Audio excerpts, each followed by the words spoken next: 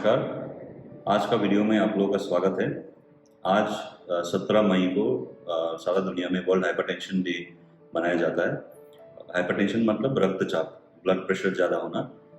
इस साल का जो थीम है वो है major your BP accordingly, control it and live longer. इसका मतलब किस तरह से बीपी को ठीक से कंट्रोल किया जाए, इसका आउटकम्स या हेल्थ के ऊपर क्या प्रभाव है और इसको कंट्रोल करने के बाद किस तरह से इसमें बेनिफिट्स पाया जाता है। तो इस साल का थीम मेनली इसी पे फोकस है कि ब्लड प्रेशर को ठीक से कैसे मेजर किया जाए। मोस्ट ऑफ द टाइम्स हम लोग ब्लड प्रेशर ठीक से नहीं नापते हैं।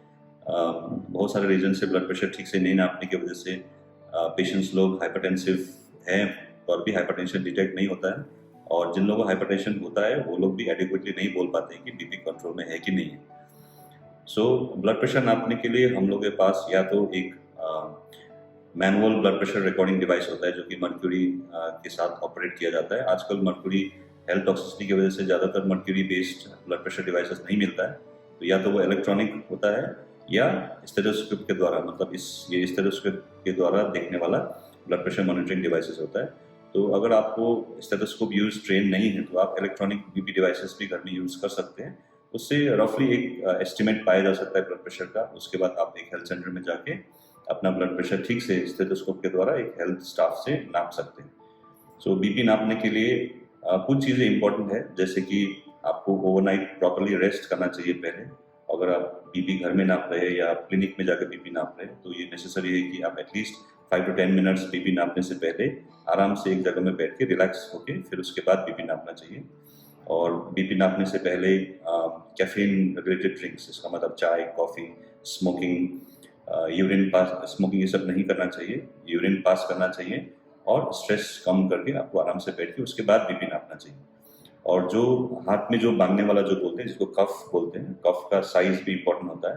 तो वो कफ का साइज अप्रॉक्सीमेटली आपका जो आर्म का सर्कमफेरेंस है, मतलब जो सर्कुलर एरिया है, उसका एटलीस्ट 80% उसका कवर होना चाहिए, उसका जो ब्लैडर होता है अंदर में जो कफ में, और जो ब्लैडर का जो विड्थ होता है वो आपका आर्म का विड्थ का रफली अराउंड 40% के आसपास में होना चाहिए। तो ये एक एडिक्वेट बीपी कफ का साइज है। बच्चों में इसलिए प्रॉब्लम होता है क्योंकि वो कफ साइज एडिक्वेट नहीं होता है। जो लोग बहुत मोटे होते हैं उन लोगों का भी कफ साइज छोटा पड़ने की वजह से ब्लड प्रेशर रिकॉर्डिंग ठीक से नहीं आता है। तो ये कुछ फैलेसीज होते हैं जो ब्लड प्रेशर रिकॉर्डिंग में आता है जब आप बीपी मेजर करते हैं। फिर एक बार बीपी नापने के बाद आपको एटलीस्ट 2 या 3 रिकॉर्डिंग सिक्वेंशियली करना चाहिए, क्योंकि सिंगल रिकॉर्डिंग में कई बार एरर्स होता है। और 2 रिकॉर्डिंग, मैक्सिमम रिकॉर्डिंग्स का एवरेज लेना चाहिए, और उसको आप लोगों को ब्लड प्रेशर करके आप रिफ्लेक्ट कर सकते हैं। ब्लड प्रेशर जब बोलते हैं तो 2 ब्लड प्रेशर होता है। एक होता है सिस्टोलिक, जो कि ऊपर वाला ब्लड प्रेशर है, हायर ब्लड प्रेशर है, और एक होता है डायस्टोलिक, जो कि नीचे वाला ब्लड प्रेशर होता है। तो इसीलिए ब्लड प्रेशर को हमेशा फलना फलना millimetre divided by so and so बोल के बोलते हैं, जैसे कि 120/70 या 130/80। तो ये बाई जो होता है ऊपर वाला बीपी सिस्टोलिक है और नीचे वाला डायस्टोलिक है।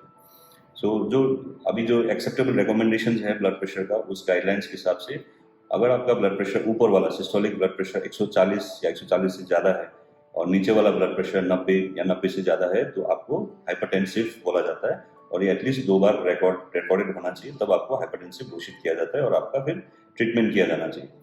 और हाइपरटेंशन जो है ये डायरेक्टली जो है कार्डियोवास्कुलर डेथ्स, जो कि कार्डियक कॉज या स्ट्रोक की वजह से या जितना भी कोलेस्ट्रॉल रिलेटेड डिसऑर्डर्स है उसकी वजह से जितना भी डेथ्स होता है, जो कि सारा संसार में नॉन कम्युनिकेबल डिजीज, इन्फेक्शन या जो फैलने वाला बीमारी को छोड़ के जो नॉन कम्युनिकेबल डिजीज है उसका नंबर 1 रीजन है डेथ का, और उसका नंबर 1 कॉज हाइपरटेंशन है ऑल ओवर द वर्ल्ड।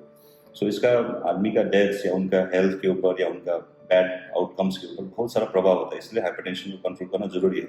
और ये बहुत सारा मेजर स्टडीज में बहुत ज़्यादा लोगों के ऊपर स्टडी करके ये पाया गया है कि ब्लड प्रेशर को इस लेवल से नीचे रखने से उनका आउटकम्स में बेनिफिट होता है, उनका सर्वाइवल इंक्रीज होता है, और उनका कार्डियक डिजीज होने के चांसेस, स्ट्रोक होने का चांसेस, इवन किडनी डिजीज होने का चांसेस कम पाया जाता है।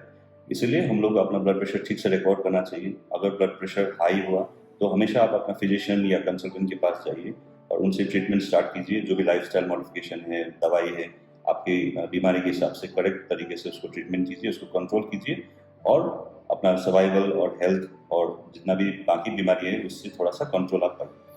आज के दिन प्रण करेंगे कि ब्लड प्रेशर ठीक से मेजर करेंगे, और ब्लड प्रेशर अगर हाई रहा तो उसका ठीक से ट्रीटमेंट करेंगे, हम लोग स्वस्थ रहेंगे। Thank you very much. अगर आपका कोई क्वेश्चन है, कुछ भी है, तो आप कमेंट बॉक्स में कमेंट कीजिए।